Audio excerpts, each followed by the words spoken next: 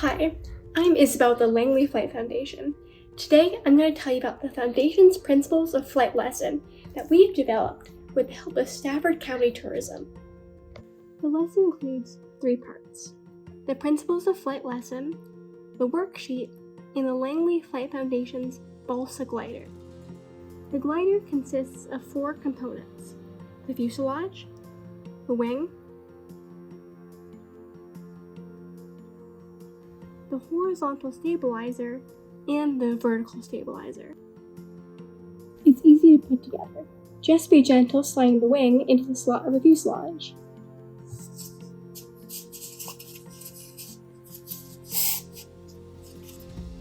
Next, install the horizontal stabilizer and the vertical stabilizer.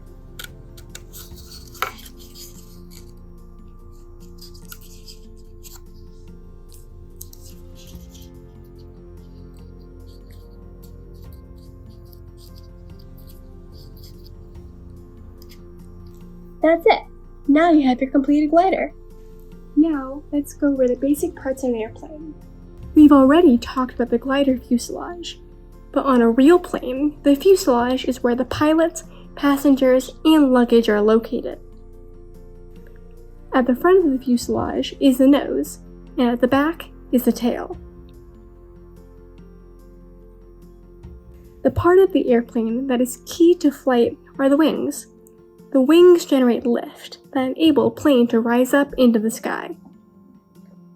The tail consists of 2 primary parts: the horizontal stabilizer, which is horizontal, and the vertical stabilizer, which is vertical. What is force? Force is an energy that can cause an object to change its velocity or direction. Force! We all know about gravity, right? It's the force that keeps our feet on the ground. It also works against an airplane trying to stay in the air. Gravity. If you want to fly, you have to create a force that counteracts gravity. We call that force lift. Lift! Wings create lift for airplanes. To explain how to do this, let's go fly a kite. The kite needs wind energy to fly. Wind flowing over the kite creates lift. Without wind, a kite loses lift and falls to the ground. So you can't fly a kite without wind, right?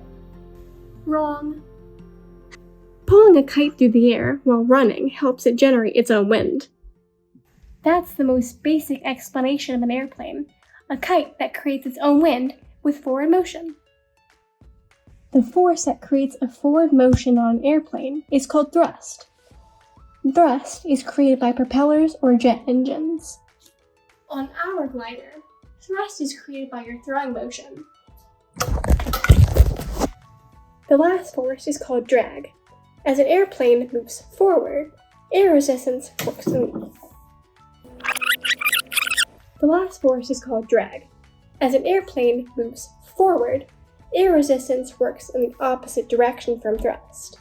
Have you ever stuck your hand out the window while riding in a car? That wind pushing your hand backwards is drag. You need enough thrust to create lift and overcome drag. So there you have it, the 4 forces acting on an airplane: gravity, lift, thrust, and drag. So now, let's talk about the different rotations that describe an airplane's motion in flight. Pitch is the rotation along the perpendicular axis. It's easiest to describe as nose up or nose down. Yaw is rotation around the vertical axis. Roll is rotation around the nose to tail axis. So one more time. Pitch, yaw, and roll.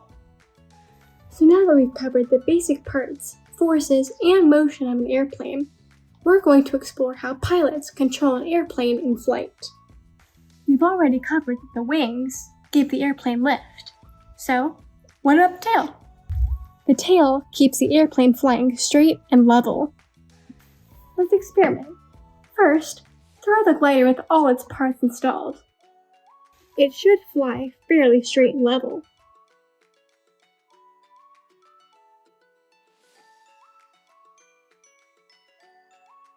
Then, remove the vertical stabilizer and see what happens. Then, reinstall the vertical stabilizer and remove the horizontal stabilizer.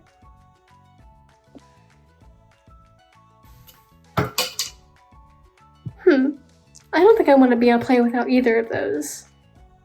Once we have stable flight, a pilot can change the rotation of an airplane by adjusting the plane's control surfaces. For our control surfaces, we're going to use sticky tabs. We've put a couple of sticky tabs for you to use in the lesson. You need to make a bend in each of the tabs, so you make something like a 30-degree angle, like this.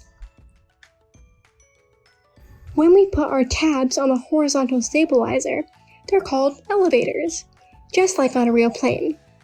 Putting the elevators in the up position decreases lift of the tail, which makes the glider pitch up.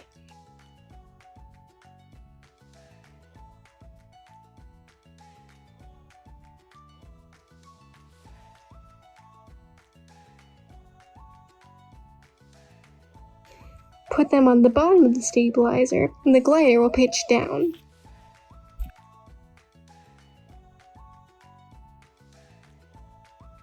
How does the pilot control yaw? A tab on the vertical stabilizer is called a rudder. Right rudder will make the glider yaw in the clockwise direction. Left rudder will make the glider yaw in the counterclockwise direction.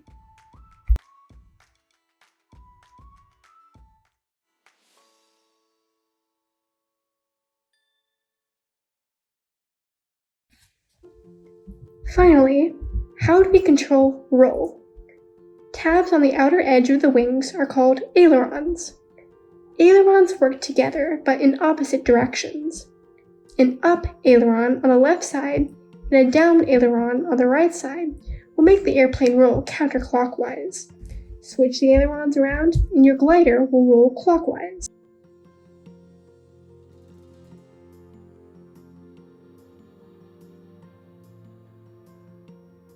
Now, make as many test flights as you can with different control surface configurations to help you understand how each of these surfaces control flight. For each configuration, write down where you put your control surface on the worksheet and sketch the flight path the glider made. Hopefully, you'll be able to see how flight is controlled. Thanks for checking out our lesson. We can't wait to make more experiments to help you get flying.